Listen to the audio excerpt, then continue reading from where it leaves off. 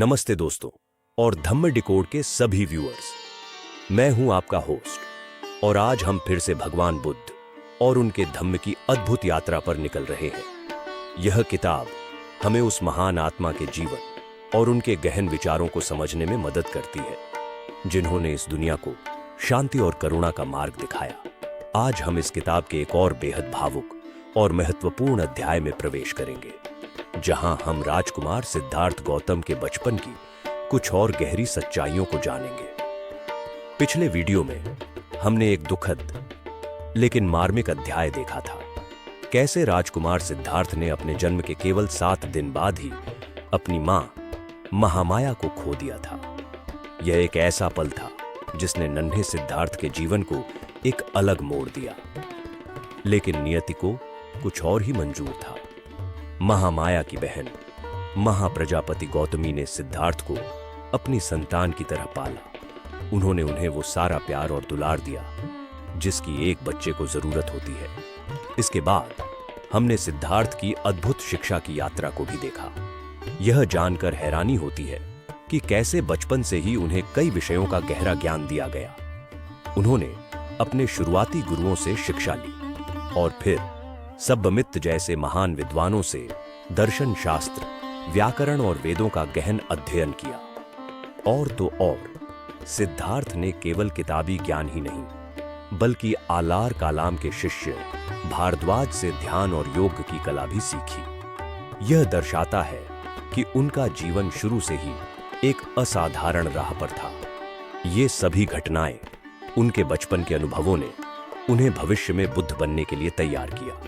उन्हें उस महान ज्ञान की ओर ले जाने की नींव रखी जो उन्होंने बाद में प्राप्त किया।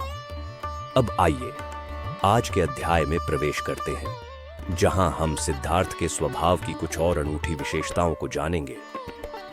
शुरुआती लक्षण, एक असाधारण बालक की पहचान। दोस्तों, आज हम सिद्धार्थ के बचपन की उन खासियतों को देखेंगे जो उन्हें बाकियों से अलग बनाती थी। उनके अंदर छिपे हुए एक महान व्यक्तित्व की झलक दिखाती थी। जब राजकुमार सिद्धार्थ अपने पिता के खेतों पर जाते थे और उनके पास कोई काम नहीं होता था, तो वह अक्सर एकांत स्थानों पर चले जाते थे। वहां वह अकेले बैठकर समाधि लगाने की कोशिश करते थे, ध्यान में लीन हो जाते थे। यह उनके अंदर की शांति और आत्म खोज की गहरी इच्छा को दर्शाता है, जो इतनी कम उम्र में दुर्लभ थी। उनके बौद्धिक विकास के लिए जहां हर जरूरी इंतजाम किए जा रहे थे, वहीं उनके क्षत्रिय होने के नाते युद्ध विद्या की शिक्षा को भी बिल्कुल नजरअंदाज नहीं किया गया। राजा शुद्धोधन इस बात का खास ध्यान रखते थे कि उनके बेटे का मानसिक विकास करते हुए उसके पौरुषत्व और शारीरिक कौशल को भी मजबूत किया जाए। सिद्धार्थ की प्रवृत्ति बहुत दयालु थी। उन्हें यह बिल्कुल पसंद नहीं था कि एक इंसान दूसरे इंसान का शोषण करे। एक बार वह अपने दोस्तों के साथ अपने पिता के खेतों पर गए। वहां उन्होंने देखा कि मजदूर धूप में बहुत कम कपड़ों में कड़ी मेहनत कर रहे थे, जमीन जोत रहे थे, बांध बना रहे थे, पेड़ काट रहे थे। उनकी हालत देखकर सिद्धार्थ का मन बहुत दुखी हो गया। वह अपने दोस्तों से बोले, क्या एक इंसान का दूसरे इंसान का शोषण करना सही है? मजदूर मेहनत करें और उसके मेहनत के फल पर मालिक अपनी जिंदगी जिए। यह कैसे ठीक हो सकता है? उनके दोस्त इस बात पर कुछ कह नहीं पाए, क्योंकि वह पुरानी परंपराओं को मानते थे, जहां मजदूर का काम अपने मालिक की सेवा करना ही था। शाक्य लोग वह प्रमंगल नाम का एक उत्सव मनाते थे, जो ग्रामीण क्षेत्रों में अनाज की बुवाई के दिन मनाया जाता था। शाक्य परंपरा के अनुसार इस दिन हर शाक्य को खुद अपने हाथों से हल चलाना पड़ता था। सिद्धार्थ हमेशा इस परंपरा का पालन करते थे। वह खुद हल चलाते थे। भले ही वह विद्वान थे, उन्होंने कभी शारीरिक श्रम का तिरस्कार नहीं किया। यह उनके अंदर की विनम्रता और समानता की भावना को दिखाता है। वह क्षत्रिय कुल में जन्मे थे और उन्हें धनुर्विद्या तथा अन्य शस्त्र चलाने की शिक्षा मिली थी, लेकिन उन्हें बिना कारण किसी को पीड़ा पहुंचाना बिल्कुल पसंद नहीं था। वह शिकार करने वाले समूहों में शामिल होने को तैयार नहीं होते थे। उनके दोस्त उन्हें चिढ़ाते, क्या तुम्हें बाघों से डर लगता है? इस पर सिद्धार्थ जवाब देते, मुझे पता है तुम बाघों को मारने नहीं जा रहे हो, बल्कि हिरणों और खरगोशों जैसे निर्दोष प्राणियों को मारने जा रहे हो।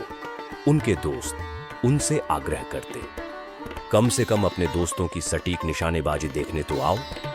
सिद्धार्थ इस तरह के निमंत्रण को भी ठुकरा देते और कहते, मुझे निरुपद्रवी निर्दोष प्राणियों को मारते हुए देखना पसंद नहीं है।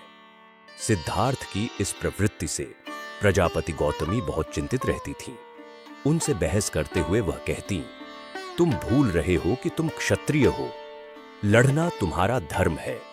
शिकार के रास्ते ही युद्ध विद्या में निपुणता प्राप्त होती है, क्योंकि शिकार से सटीक निशानेबाजी सीखने को मिलती है।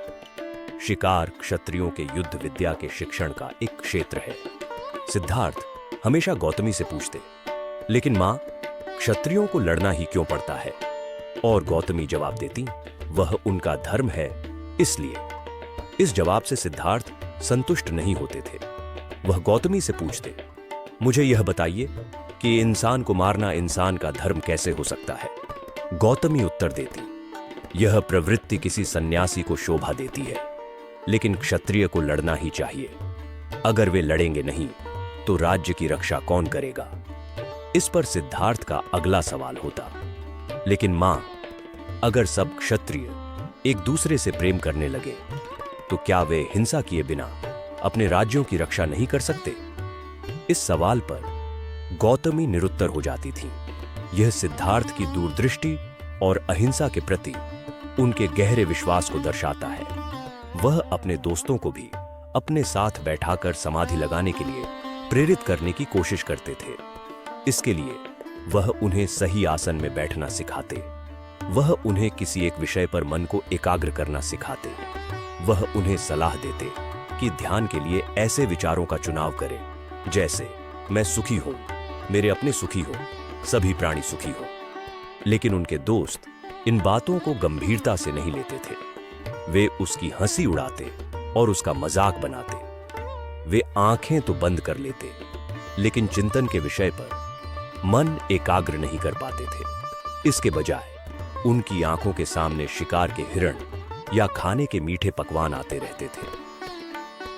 उनके पिता और माता को उनका यह ध्यान धारणा का जुनून पसंद नहीं था। उन्हें लगता था कि यह एक क्षत्रिय के जीवन के बिल्कुल विपरीत है। लेकिन सिद्धार्थ का विश्वास था कि सही विषय पर मन एकाग्र करने से पूरे संसार के मनुष्यों के प्रति प्रेम भावना बढ़ती है। इस बारे में वह विश्वास दिलाते हुए कहते, हम जब प्राणियों के बारे में सोचते हैं तो हम उनके भेदों और असमानताओं से शुरुआत करते हैं। हम दोस्तों को दुश्मनों से अलग करते हैं। हम अपने पालतू जानवरों को मनुष्य से अलग समझते हैं। हम दोस्तों और पालतू जानवरों से प्रेम करते हैं और दुश्मनों तथा हिंसक पशुओं से घृणा करते हैं। वह कहते, हमें इस भेद रेखा को पार करना होगा, और यह हम तभी कर सकते हैं जब हम अपने चिंतन में व्यावहारिक जीवन की सीमाओं से परे जाते हैं। इस तरह की उनकी विचार धारणा थी। उनका बचपन अत्यंत प्रेम भावना से भरा हुआ था। एक बार वह अपने पिता के खेत पर गए। आराम के समय एक पेड़ के नीचे बैठकर वह प्रकृति की शांति और सुंदरता का आनंद ले रहे थे। तभी आकाश से एक पक्षी उनके सामने आ गिरा। उस पक्षी को तीर लगा था और वह उसके शरीर में ढंसा हुआ था। इस वजह से वह पक्षी घायल होकर तड़फड़ा रहा था। सिद्धार्थ उस पक्षी को बचाने के लिए आगे बढ़े। उन्होंने उसके शरीर से तीर निकाला, उसकी चोट पर पट्टी बांधी और उसे पीने के लिए पानी दिया। उन्होंने उस पक्षी को उठाया और जहां वह पहले बैठे थे वहीं वापस आ गए। उन्होंने उस पक्षी को अपने ऊपरी वस्त्र में लपेटा और उसे गर्मी देने के लिए अपने हृदय से लगाए रखा। सिद्धार्थ को आश्चर्य हुआ कि इस निर्दोष पक्षी को किसने मारा होगा। थोड़े ही देर में उनका चचेरा भाई देवदत्त शिकार के सभी औजारों के साथ वहां आया। उसने सिद्धार्थ से कहा, मैंने आकाश में उड़ते हुए एक पक्षी को तीर मारा है। वह पक्षी घायल हो गया है और थोड़ी दूर उड़कर यहीं कहीं गिरा होगा। क्या तुमने उसे देखा है? देवदत्त ने सिद्धार्थ से पूछा। सिद्धार्थ हां बोले और घायल अवस्था से ठीक हुए उस पक्षी को उसे दिखाया। देवदत्त ने कहा, मेरा पक्षी तुम मुझे दे दो। लेकिन सिद्धार्थ ने मना कर दिया।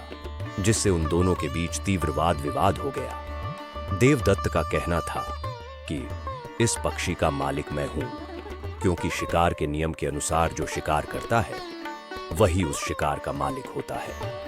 सिद्धार्थ ने इस नियम की वैधता को अस्वीकार कर दिया। वह बोले, जो जिसका रक्षण करता है उसी को उसकी मालकियत का हक प्राप्त होता है। जिसको दूसरे का जीवन लेना होता है वह उसका मालिक कैसे हो सकता है। इस विवाद में दोनों में से कोई भी पीछे हटने को तैयार नहीं था। आखिरकार यह प्रश्न लवादा यानी न्यायपालिका के पास ले जाया गया। लवादा ने सिद्धार्थ गौतम का दृष्टिकोण ही सही होने का निर्णय दिया। इस क्षण से देवदत्त सिद्धार्थ का हमेशा के लिए दुश्मन बन गया। लेकिन सिद्धार्थ गौतम की करुणा वृत्ति इतनी उत्कट थी कि अपने चचेरे भाई को खुश रखने से ज्यादा उन्होंने एक निर्दोष पक्षी का जीवन बचाना पसंद किया। सिद्धार्थ गौतम के बचपन में ही प्रकट हुए। उनके स्वभाव के लक्षण ऐसे थे। यह दिखाते हैं कि कैसे बचपन से ही उनके अंदर एक ऐसी करुणा, न्यायप्रियता और ज्ञान की भावना थी जिसने उन्हें भविष्य में बुद्ध बनने का मार्ग प्रशस्त किया। तो दोस्तों, देखा आपने कैसे राजकुमार सिद्धार्थ गौतम का बचपन न सिर्फ राजसी सुख सुविधाओं से भरा था, बल्कि उनके अंदर बचपन से ही असाधारण गुण, दया, करुणा और न्याय की गहरी भावनाएं थीं। उन्होंने कभी भी हिंसा को स्वीकार नहीं किया और हमेशा सभी प्राणियों के सुख की कामना की। उनकी शिक्षा, उनकी सोच और यहां तक कि उनका अपनी मां के प्रति प्रेम और बाद में महाप्रजापति के साथ उनका रिश्ता, ये सभी हमें उनके महान व्यक्तित्व की झलक दिखाते हैं। यह सब हमें यह सोचने पर मजबूर करता है कि कैसे एक व्यक्ति में बचपन से ही इतने गहरे आध्यात्मिक बीज मौजूद थे जो आगे चलकर एक विशाल वृक्ष बन गए। मुझे उम्मीद है कि आपको यह वीडियो पसंद आया होगा और इसने आपको सिद्धार्थ के बचपन के इन अनमोल पलों से और करीब से जोड़ा होगा। धम्म डिकोड पर हमारा प्रयास है कि हम भगवान बुद्ध के जीवन और उनके धम्म को सरल और भावनात्मक तरीके से आप तक पहुंचा सकें। अगर आपको यह वीडियो पसंद आया है तो इसे लाइक करना न भूलें। आपके लाइक्स हमें और भी बेहतर कंटेंट बनाने के लिए प्रेरित करते हैं। इस वीडियो को अपने दोस्तों और परिवार के साथ शेयर करें ताकि वे भी इस ज्ञानवर्धक यात्रा का हिस्सा बन सकें।